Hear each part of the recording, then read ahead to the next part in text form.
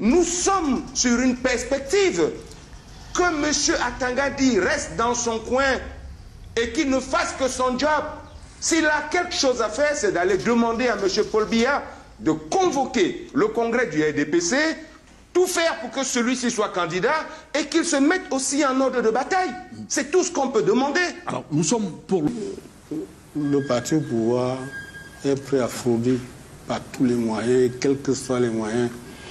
Parce que le consensus des partis politiques va ouvrir un boulevard à des partis tentampions, n'est-ce pas, d'avoir des candidats. Lesquels candidats sont simplement des candidats au pied d'argile. Mais à qui on va affecter certaines voix, l'essentiel étant d'avoir le maximum pour faire gagner le président, si c'est lui qui est reconduit, repart. Vous comprenez que on n'a pas besoin de ça. Mais au Sénégal, il y a quelqu'un qui a gagné sans toutefois sans toutefois être le candidat du consensus. Et puis en 92, il y a certaines personnes qui nous ont dit que Foundi avait gagné. C'est vrai que sa candidature était portée par des forces, n'est-ce pas, pour le changement. Mais ce n'était pas la seule candidature. Et si certaines choses ne s'étaient pas passées, comme on nous dit que ça s'est passé, je crois que Foundi aurait battu l'autre à plate couture.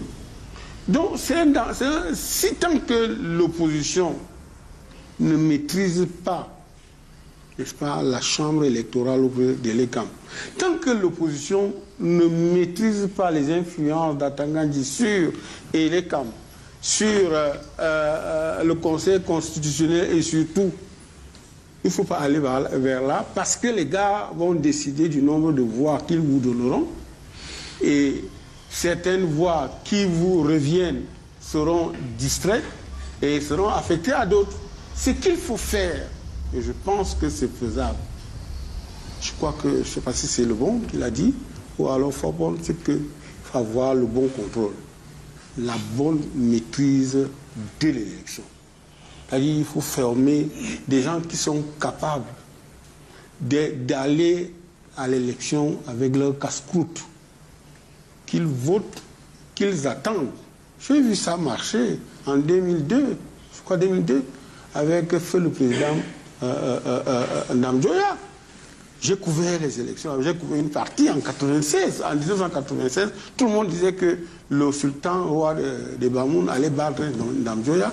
Ça n'a pas donné. Et le sultan a été battu, alors qu'on l'avait prévenu. On a vécu ça en 2002. Donc, les gens, aujourd'hui, il s'agit de former des combattants, des vrais guerriers de la démocratie. À savoir que vous n'allez pas voter seulement pour voter, vous allez voter et contrôler la gestion de votre vote.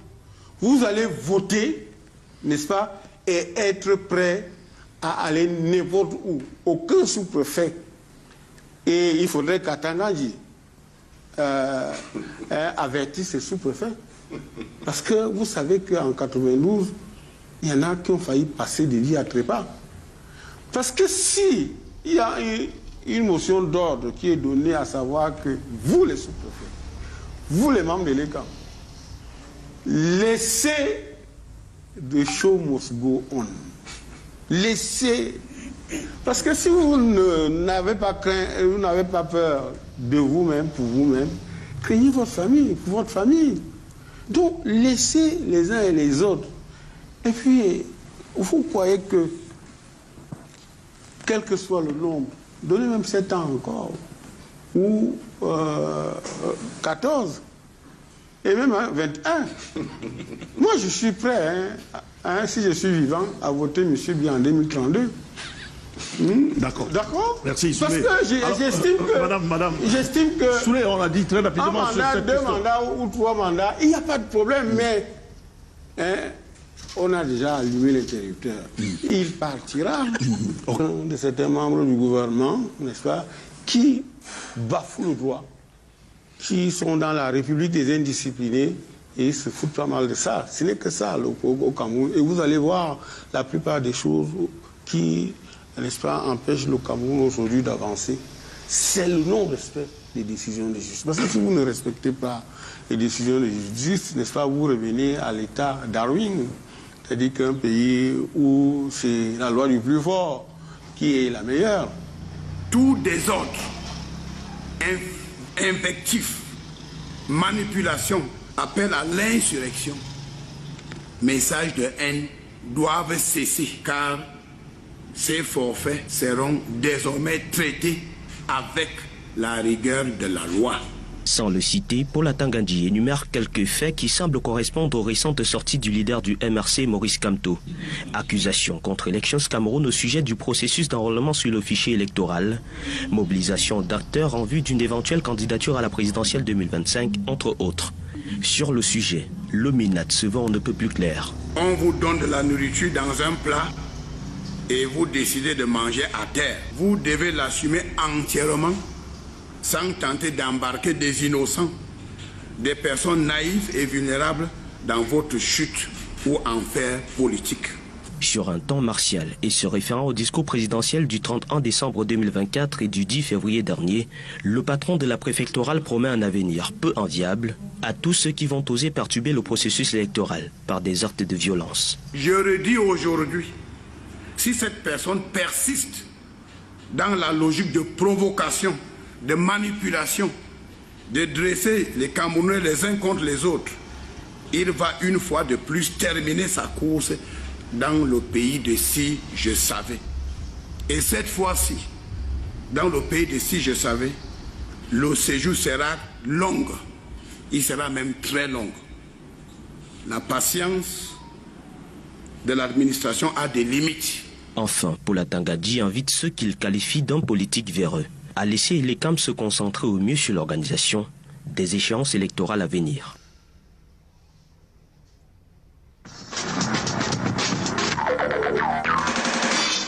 Alors on met les pieds dans les plats immédiatement par rapport à ce sujet. Je commence avec vous, le bon Dachwa. Quand vous avez suivi cette énième sortie du ministre de l'administration territoriale du côté du MRC, vous avez sauté, vous êtes senti en insécurité, ou alors comment est-ce que vous avez accueilli cette auto-sortie du ministre de l'administration territoriale?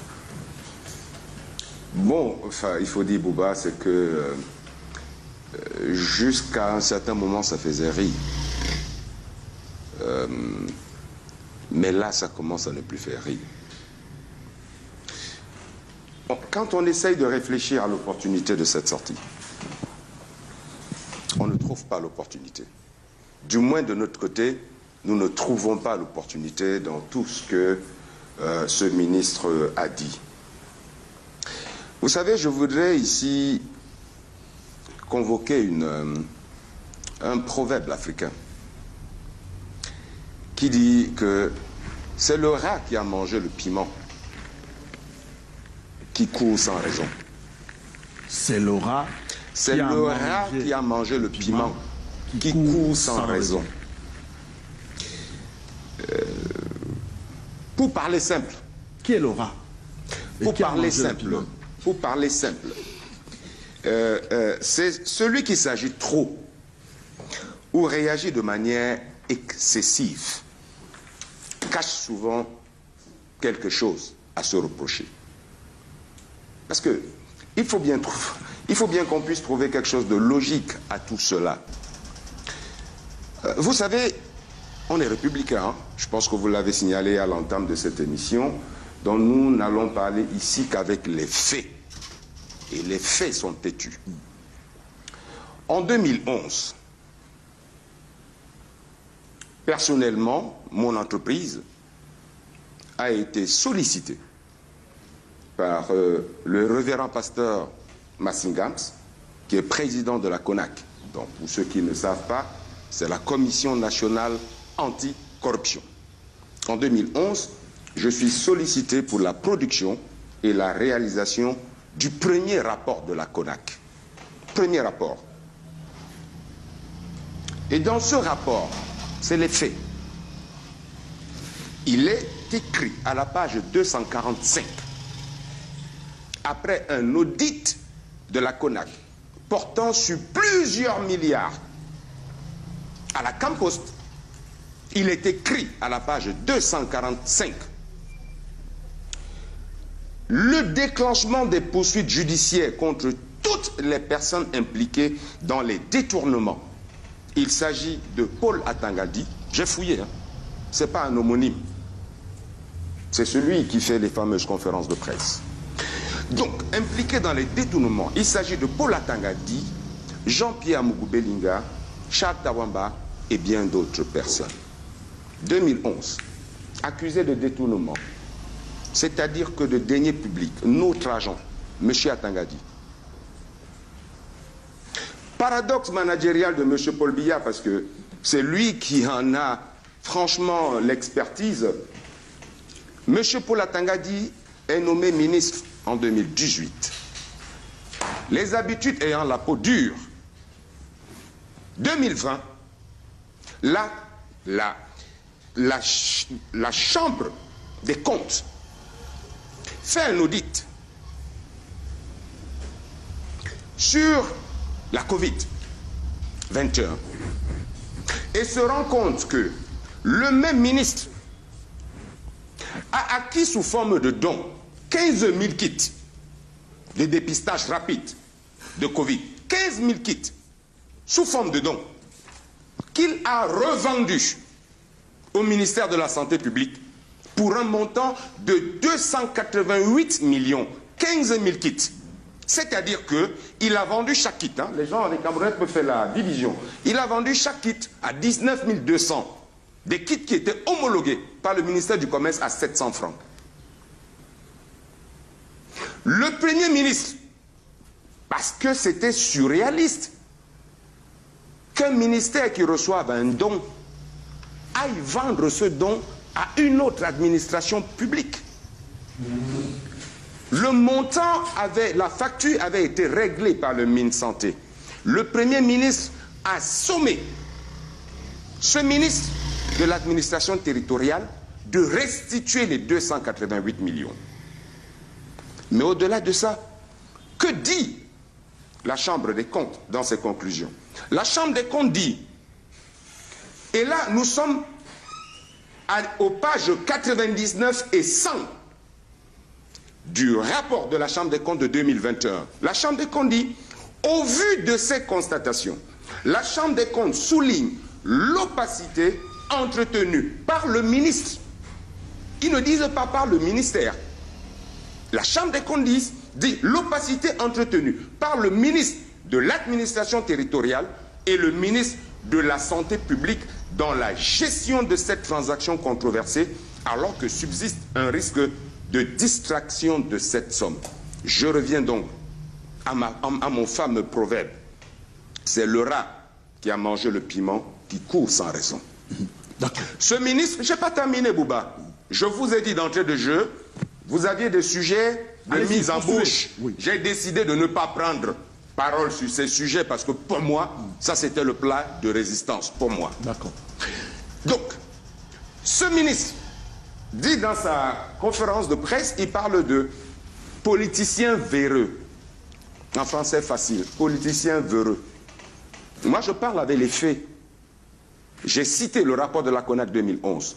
J'ai cité le rapport de la Chambre des comptes 2021. Je demande aux Camerounais, qui est véreux? Nous n'avons de leçons à recevoir, nous n'avons pas de leçons à recevoir de ce ministre. D'autant plus que il n'y a qu'au Cameroun qu'on peut voir comment un ministre de l'administration territoriale se mue en membre de l'ECAM, en membre du Conseil électoral, se mue en membre du Conseil constitutionnel et déclare qu'un Camerounais qui a déclaré sa candidature à l'élection présidentielle ne peut pas être candidat. Pourtant, nos lois et notre constitution sont claires quant à ce qui est des conditions à remplir pour être candidat. Je me pose donc la question. Que recherche ce ministre? Quand il parle des gens qui veulent mettre le feu aux poudres, ne pense-t-il pas qu'il parle de lui-même? Qui maîtrise l'agenda électoral? M. Atangandi, en ce moment, n'a pas l'agenda électoral.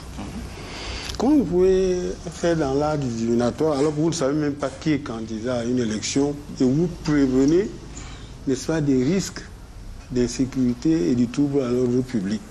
Il n'y a pas de risque zéro quand on mène une activité pareille. Pour l'instant, nous parlons d'une élection dont on ne connaît même pas encore qui est candidat.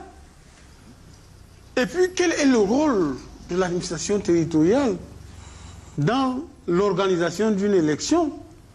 Qui est structurée? Là, on sait que les CAM a la grosse part de responsabilité. J'ai le sentiment que M. Atangandi s'agite comme quelqu'un à qui on avait versé de l'eau bénite. Du coup, ça va dans tous les sens. Non, il faut faire attention. Vous savez que l'énigme Atangandi ferait l'objet d'une thèse. Parce que dans le contexte actuel, il prend ses ordres de qui, d'où?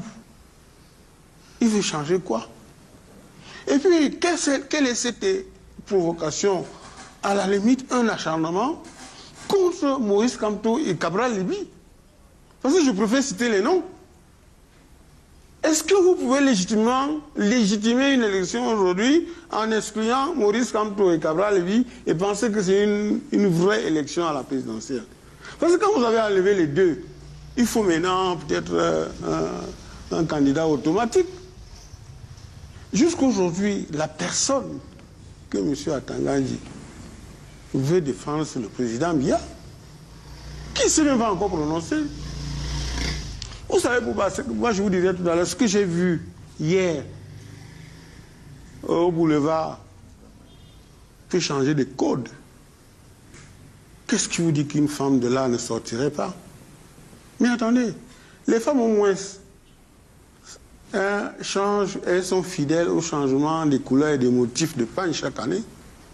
Ça veut dire qu'au moins, elles ne sont pas comme quelqu'un qui voit mourir ses ministres, qui va mourir ses DG, qui va mourir le conseil, le comité central de l'ADVC décimé, le bureau politique est décimé, hein, les ministres, je ne sais pas combien aujourd'hui sont morts, les députés sont morts, ils ne sont même pas remplacés. Voilà le débat qui devrait intéresser Atangandi. S'il pouvait avoir la chance de côtoyer le président de la République, il devrait lui dire qu'un ministre qui meurt c'est presque toute une partie de la région, parce que vous savez que les ministres aujourd'hui sont nommés de façon villageoise. Quand un monsieur arrive comme ministre, on pense que c'est un pan de la tribu, ou bien qui est réglé. Pareil pour le député. Quand vous avez un député, chez nous, le député n'est même pas en réalité un député de la nation. C'est un député du village. Souley, ne vous éloignez pas du sujet. Restons. Si vous prenez beaucoup d'exemples sur la gouvernance, mais je veux qu'on reste. On se limite pour l'instant exclusivement à la sortie. Je vous ai fait suivre cet extrait et puis ce reportage. Je veux qu'on reste vraiment focus sur cette sortie médiatique. Monsieur Boubangomna, je suis focus. Parce que quand M. Leminat fait ce qu'il fait, il perturbe la gouvernance. C'est toute la gouvernance du renouveau, n'est-ce pas, qui devrait craindre. Mais attendez, laissez le jeu se jouer. Les anglophones disent « the show must go on ». Et si the show must go on, il faut, n'est-ce pas, laisser le jeu avec toutes ces règles. Mais quand vous regardez ce qui se passe, de quoi peur M. Atangandi? Et ça m'amène toujours à penser, à dire ce que je dis, c'est que c'est la peur à changer de camp. C'est au niveau du renouveau qu'on a le plus, n'est-ce pas, une constellation des gens qui ont peur. Des gens qui ont peur parce que il y a beaucoup qui doutent, qui ne veulent pas effectivement le rendez-vous démocratique d'octobre. Il y a beaucoup qui exacerbent, n'est-ce pas, qui font aujourd'hui, dans ce que j'appelle le climat de la terreur, le climat des belligérances, ou alors les foyers de haute tension. Vous croyez que c'est l'opposition? Ce n'est pas les forces de l'opposition qui sont dans la crainte. Ce n'est pas les forces de l'opposition, n'est-ce pas, qui créent les foyers de tension. Ce n'est pas eux, ce n'est pas les forces de l'opposition qui entretiennent, n'est-ce pas, l'exacerbation et l'exaspération de la population. Non, ce n'est pas là-bas. Le problème aujourd'hui, quand je dis que la peur est là, c'est parce que tout le monde pense qu'aujourd'hui, il y a le franquisme. Avec ce que j'ai vu hier, on peut aussi inventer, on peut parler du chantalisme, on peut parler de tout ce qui, n'est-ce pas, rôde autour, qui piaffe aussi d'impatience. C'est pour ça que je dis, c'est là-bas, c'est pas... Vous avez vu un seul leader de l'opposition que vous pouvez aujourd'hui criminaliser ou alors indexer. Cabral Libye fait tranquillement, n'est-ce pas, la diffusion de son livre. En tant que député, il connaît ses droits, il connaît la loi. Et puis vous vous levez un matin pour dire qu'il ne doit plus faire ça. Comme tout pareil. Non seulement vous dites que non, vraiment, on attend, on va faire ceci, cela, le cobra, le serpent. Et ce qui est marrant, on reviendra tout à l'heure au niveau de la presse. Dès que le ministre est sorti comme ça, vous avez vu un tir groupé où les gens ont dit, sans même douter, sans même discuter, que c'est Kamto qui a donné les instructions à la base pour attaquer le ministre et l'ambassadeur. Et j'ai attendu que M. Atangandji s'énerve, qu'il soit moins juste. Je vous dis, mais comment vous avez fait? Depuis là, j'attends que le Conseil national de la communication se saisisse de l'affaire. Pour dire, mais comment vous pouvez affirmer de façon péremptoire que c'est Kamto qui a donné le discours, qui a écrit, qui a légitimé le discours de l'attaque du ministre et d'autres. Donc, M. Bouba, pour chuter sur cette première partie, je voudrais d'abord dire qu'il faut neutraliser Atangandji. Alors, le bon, là, tu vois, la peur a finalement changé de camp, alors à entendre parler Souley. Ben, oui, on se prêterait à cette idée. Moi, ce que j'ai envie de dire, c'est que ce qu'on constate aujourd'hui, dans les faits, c'est que le régime en place semble ne pas être prêt par rapport aux échéances futures qui arrivent à grands pas. Mais pour revenir une fois de plus à M. Atangandji, parce que c'est le sujet, dommage, qui nous impose de parler de personnes. Parce que moi, à cette période-ci, je suis un plateau de télévision, je serai en train de présenter ce que le MRC propose aux Camerounais à partir d'octobre 2025. Mais dommage qu'on nous impose des débats sur des personnes. Ce qu'il faut dire à M. Atangandji, c'est que depuis pratiquement plus de 6 mois aujourd'hui, nous sommes concentrés à demander de manière républicaine à Elecam de respecter le code électoral, notamment l'article 80, qui impose au directeur général d'Elecam, M. Éric Soussé, de publier la liste électorale nationale. Nous sommes concentrés là-dessus et rien ne va nous distraire. Je n'ai vu à aucun moment le président candidat Maurice Kamto, dans toutes ses conférences de presse, utiliser un langage qui appelle à la haine, utiliser un langage qui appelle au tribalisme, utiliser un langage qui appelle à l'insurrection ou je ne sais trop quoi. Tout ce que nous faisons à chaque fois, nous faisons une petite virgule, nous faisons une petite parenthèse pour répondre à quelqu'un qui, si on peut le permettre, je ne fais pas de commentaire, d'accord? Je reprends ici les propos d'un honorable député, notamment Jean-Michel Nietzsche, qui dit que les sorties de M. Atangandji n'honorent pas la fonction ministérielle. J'ai la faiblesse de penser comme lui.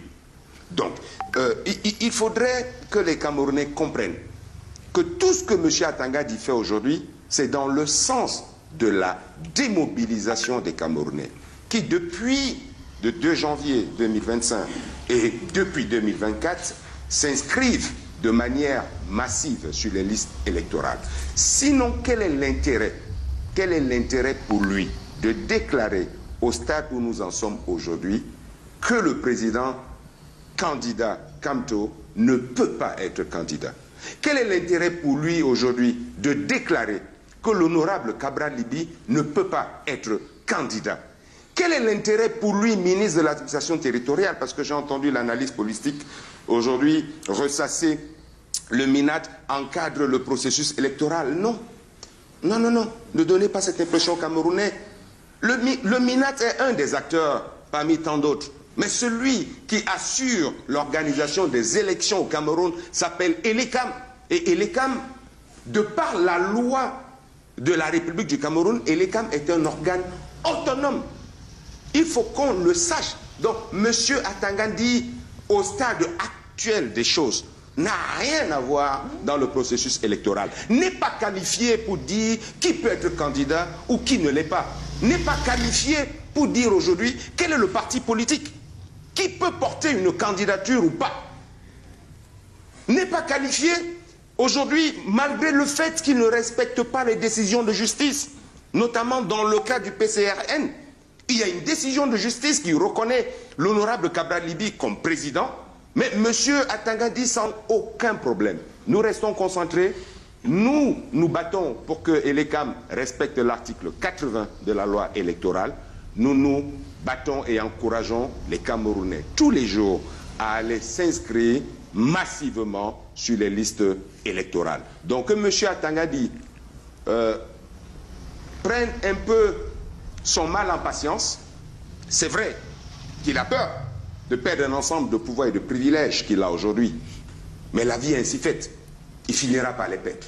Alors, dans la majeure partie des cas, il est à l'origine de la détérioration du climat social. Dans la majeure partie des cas, j'ai le sentiment que c'est lui qui nourrit, alimente la surenchère des tensions. Parce que la dernière sortie, elle tient sur quoi? En toute chose, il faut quand même se poser la question, à qui profite le crime? Moi, je ne suis pas dans... Il n'y a pas de casquette politique, rien. Mais quand vous voyez le ministre de l'AT sortir pour fusiller Kamto, pour fusiller Cabral Libye, ils lui ont fait quoi? Naïvement, vous posez la question. Moi, je comprends un peu M. Atangandi. C'est qu'il n'est pas capable, aujourd'hui, avec les tensions dans le Nozo, de faire un meeting là-bas, d'exister là-bas. Nous ne pouvons pas exister là-bas sur le plan populaire. Il se contente de verser dans la boulimie du pouvoir. C'est pas très fort, ça? Non, c'est la boulimie du pouvoir. Parce qu'il tient les clés. Dans le contexte actuel, si vous battez Biya, il peut dire que non, vous ne l'avez pas battu. Si la justice se prononce qu'effectivement on a battu Biya, il va dire non. Puisque Cabral Libye traîne une décision de justice, où on dit que c'est une décision du juge judiciaire. Le débat est clos. Mais pourquoi il continue à nourrir une animosité contre Cabral? Et après, on va vous dire que non, Cabral. Moi, je connais un peu Cabral avant ses débuts. Cabral député. Même ce que vous dites qu'il a, dans le cadre de l'hémicycle, il y a certains goûts qui sont permis, comme celui, par exemple, de balancer le pupitre. Il faut faire attention de penser que, normalement, même, on n'est pas obligé de faire ça à visage découvert. Les gars peuvent rester dans l'hémicycle, ils travaillent à huis clos. Ce n'est pas une exclusivité camerounaise. Qu'un député vous dise que, par rapport, surtout que le sujet était bon, vous ne pouvez pas estimer que c'est une session budgétaire et vous nous donnez l'examen du budget à moins de 2 ou 3 jours. C'est le jour même de la session. Si les députés ne sont pas capables de se révolter, s'ils ne sont pas capables de dire non, qu'est-ce qu'ils font là, M. Bouba? Ça, c'est une chose. Et l'autre chose, c'est que, comment pensez-vous que, dans le contexte actuel, avec toutes les dispositions statutaires, ou bien les dispositions légales, vous pouvez dire que Cabral est disqualifié pour être candidat à la présidentielle. Alors qu'entre Kona et lui, c'est lui qui a des députés, c'est lui qui a des gens élus. Comment vous faites pour dire qu'il ne peut pas? Maintenant, entre nous, si vous prenez Kamto d'un côté et Cabral, en face vous avez l'autre, Atangaji, qui cherche les poux sur la tête des chauves. C'est lui. Et c'est pour ça que j'ai dit, est-ce que vous savez qu'il y a des gens, peut-être que j'ai rencontré beaucoup de militants engagés, même au sommet de l'État, qui vous disent en réalité que c'est le ministre Atangaji qui nage en eau trouble, qu'ils peuvent gagner, n'est-ce pas, que le président, ils peuvent faire gagner le président Biya sans avoir besoin d'Atangaji. Et c'est possible. Il y a des gens qui travaillent dans leur circonscription. Il y a des gens qui maîtrisent le sujet électoral et même l'électorat. Or, aujourd'hui, quand vous venez avec une tache d'huile sur un boubou blanc, c'est la tache d'huile qu'on retient. On dit que non, mais vous avez sali l'élection. Bon, je pense que si le président n'y en a pas de rien, si Atangaji, je pense que le président veut gagner à tout prix, qu'on laisse, je vous ai dit qu'il y a le chantalisme, il y a le franquisme, il y a le biaïsme, qu'on laisse les autres aussi. Pourquoi est-ce que vous voulez absolument écraser Kamto et Cabral? Soyons quand même sérieux. Quand vous les regardez là, est-ce qu'ils sont capables de faire des soulèvements dans la mesure où ils n'ont pas la main mise sur les forces de sécurité? Parce que pour être capable de mettre en difficulté un régime, il faut ça. Okay. Or, c'est des gens qui ne veulent que participer à un jeu politique. Okay. C'est les gens qui ne veulent que animer, n'est-ce pas, la démocratie. Et ce que je voulais dire, c'est que monsieur le ministre Atangaji était un habitué, c'est un jeu de la vieille. Peut-être qu'on lui a demandé de faire ça, le temps d'endormir Cabral et Kamto, de telle sorte qu'à la fin, in fine, qu'il, n'est-ce pas, fasse gagner dans un boulevard le président Biya. Parce que ça peut aussi être ça. Il faut faire attention avec M. Atangaji. C'est un gars, c'est quelqu'un qui est bipolaire. Hein. Il a beaucoup de tactique.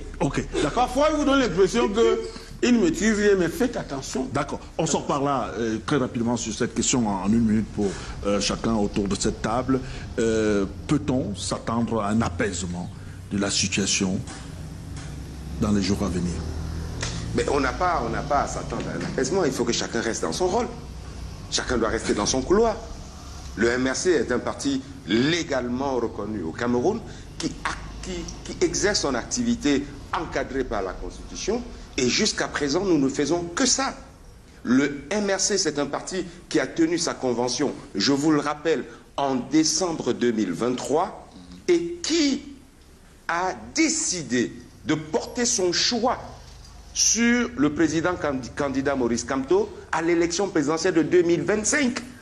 Ce n'est pas M. Kamto qui s'est levé, s'est déclaré candidat. Je dis, c'est le MRC au cours d'une convention que tout le monde a vue au Palais des Congrès, qui réunissait des milliers et des milliers de Camerounais.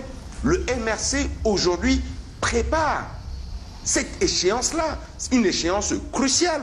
C'est pourquoi nous nous sommes adressés à nos membres et à nos sympathisants en leur disant, nous avons besoin de vous, nous avons besoin de plus de 6 milliards, 100 millions pour la campagne électorale, mobilisez-vous pour que le parti ait ses moyens.